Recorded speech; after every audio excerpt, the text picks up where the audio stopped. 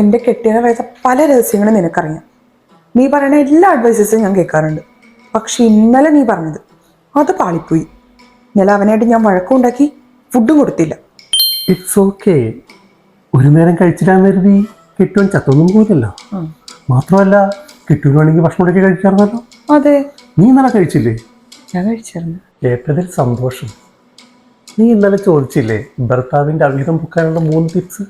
നിനക്ക് വേണമെങ്കിൽ ഞാനിപ്പോൾ അത് പറഞ്ഞു തരാം. പറ.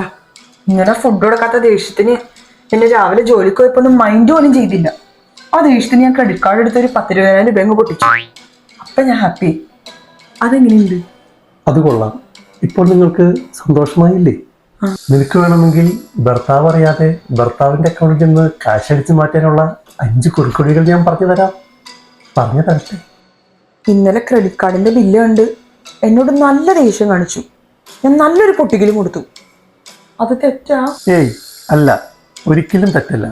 ഒരടിയല്ലേ അടിച്ചോളൂ, ചത്തൊന്നും പോയില്ലല്ലോ. ചത്തൊന്നും പോയിട്ടില്ല. ഇങ്ങനെ പോയി കഴിഞ്ഞാൽ അവനെ ഞാൻ കൊല്ലും. ഓക്കെ, നിനക്ക് വേണമെങ്കിൽ ഞാൻ തലക്കടിക്കാൻ ഉടയ്ക്ക, ചെരവ, ചോറിക്കലക്കാൻ എലിവശം ഇവയെല്ലാം കിട്ടുന്ന കടകളുടെ ലിസ്റ്റ് തയ്യാറാക്കി തരട്ടെ? ഏയ്, അതിന്റെ ഒന്നും ആവശ്യം വരുന്നു തോന്നണില്ല.